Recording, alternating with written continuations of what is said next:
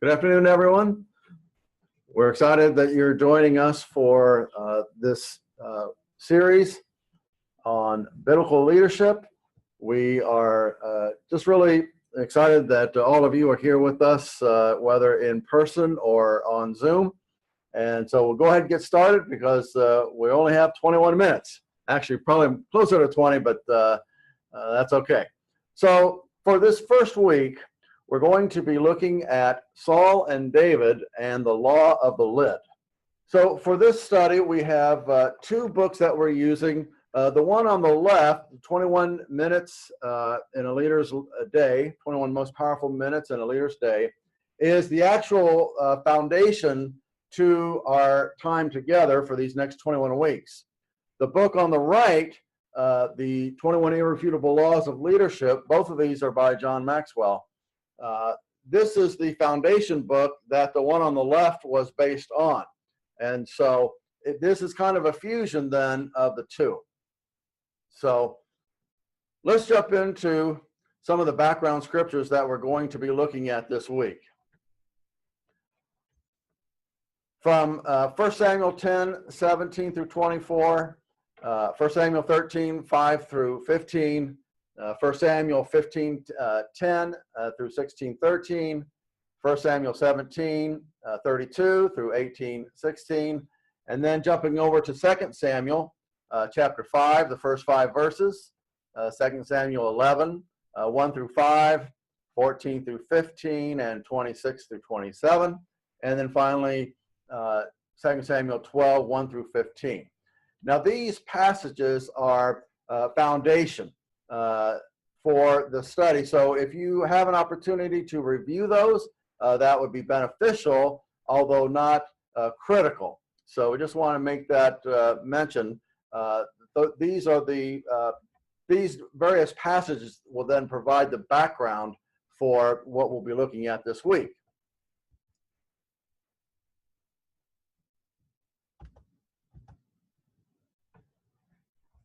So every morning, or every afternoon, we'll have a leadership thought for the day. And the first one then that we'll kick off this entire series with is this one thought: every person has the potential to become a leader. So stop and think about that for just a minute. Every person, that's each one of us, has the potential to become a leader. We're going to look this week at two biblical characters, both of whom were kings, the first two kings of Israel. One was Saul, and then his successor, David. And so just to give you a bit of background on Saul. This is actually from 1 Samuel chapter 9, and it precedes the passages that we're going to be looking at. But notice these things about Saul. It says, there was a man of Benjamin whose name was Kish, a mighty man of power, and he had a choice and handsome son whose name was Saul. There was not a more handsome person than he among the children of Israel. And from his shoulders upward, he was taller than any of the people. So stop and think about that for just a minute. First, his heritage. His father was a mighty man of power. Then it says that there was no one more handsome than Saul. And then finally, from his shoulders upward, he was taller than any of the other people. Can you imagine how Saul stood out in a crowd? And if the kind of person you're looking for is a warrior, what greater characteristics would you look for than these? And so it would lead us to believe that, well, he obviously must be the material out of which a tremendous leader comes from. Look at that background. Look at these external characteristics. But what we're going to find is that God says in his word that he does not look on external factors such as heritage, such as your height, such as your physical attraction, but instead he looks on the heart. And here we're going to find a difference between Saul and David.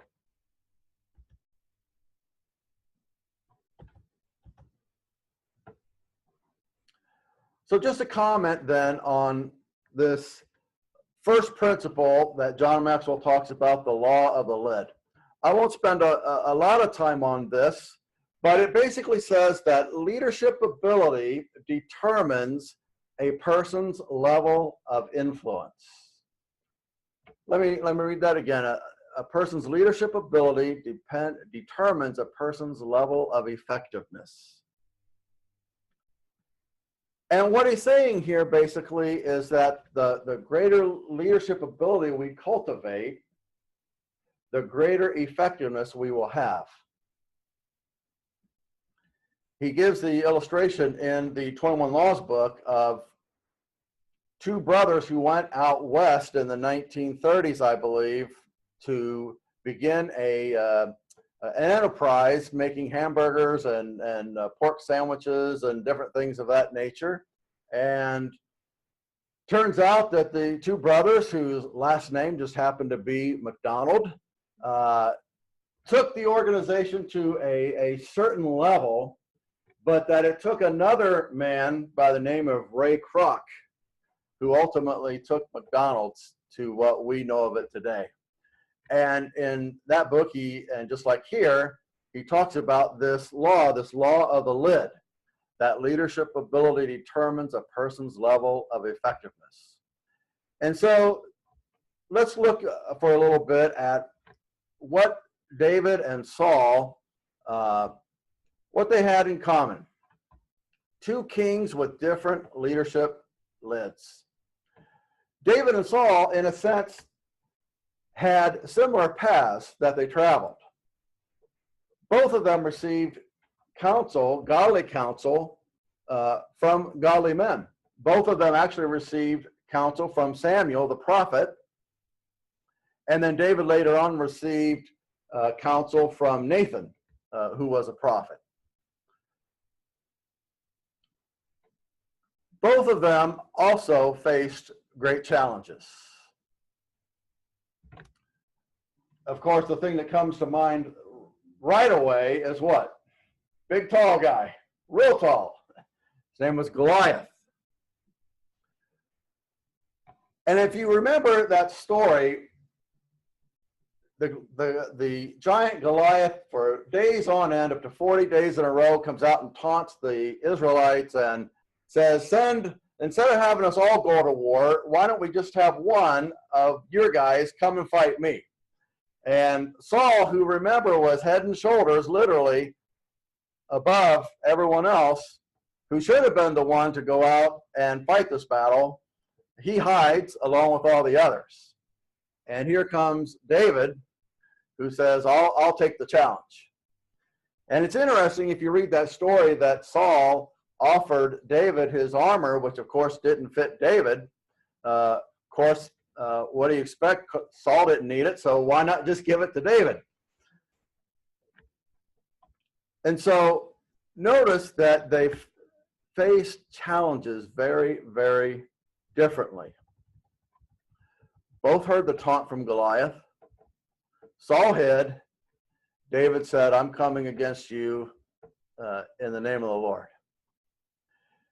And then both had the choice to change and to grow.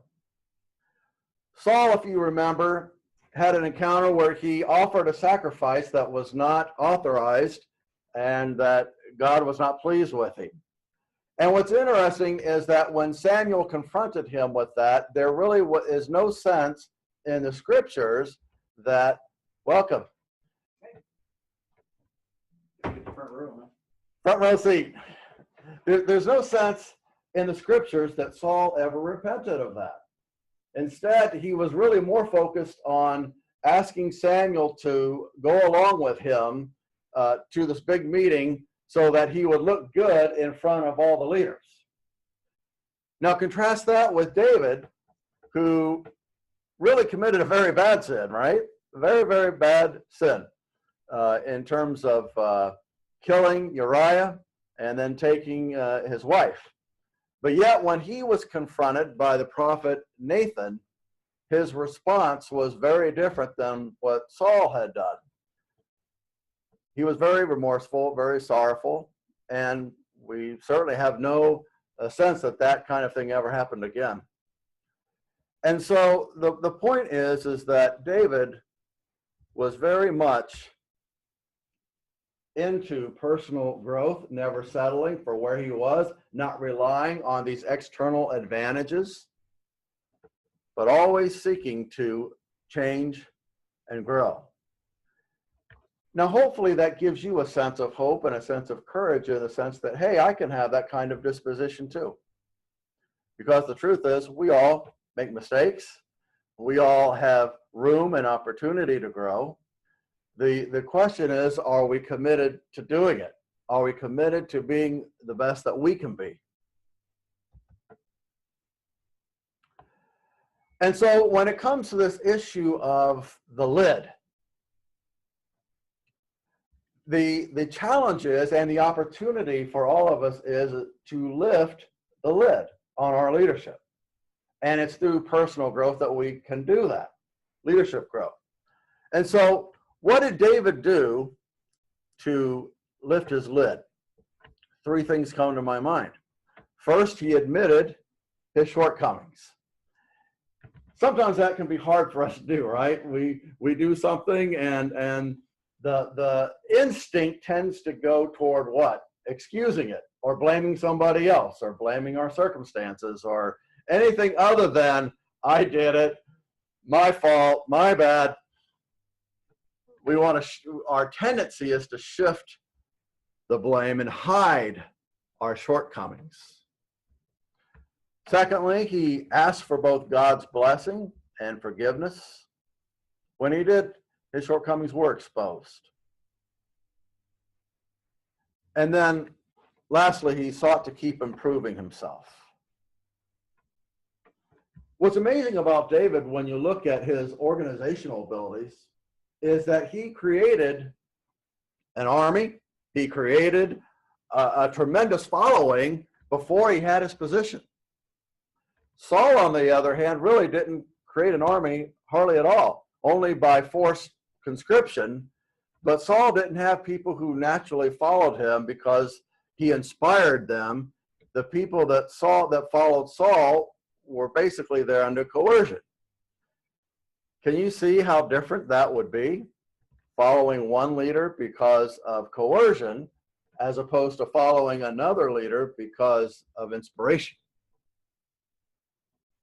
So David always sought to improve himself.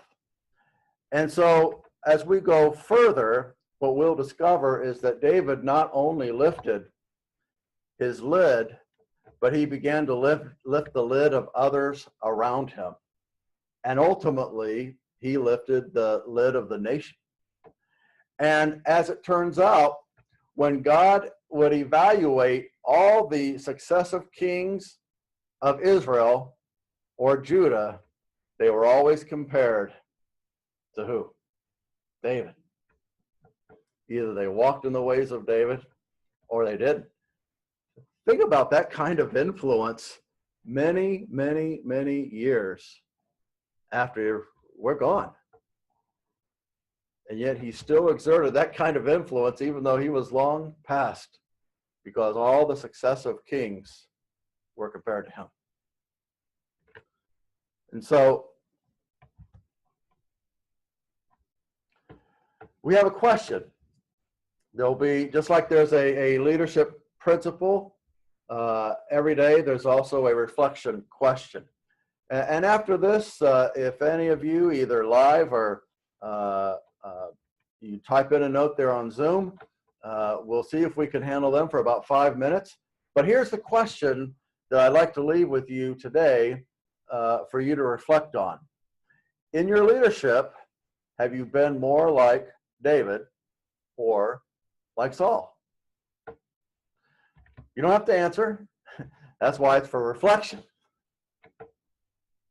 Have you been more like David or Saul?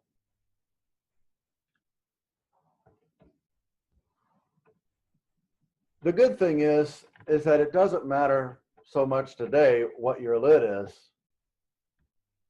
And we'll find out tomorrow, every leader has lids. Some of which we can do something about, some of which we can't. But that generally speaking, we can lift the lids on our leadership ability. And that's what we'll get into tomorrow. This is the first of 105 of these. So you might think, what have I gotten myself into? Well, I just really sense that this is an important thing and it's something worth doing and investing in. So again, it's an honor and a privilege and a joy to just join in this journey with all of you. And we look forward to the coming days and to see what happens in and through us as a result. So God bless you all. We'll call it a day for now. Thank you.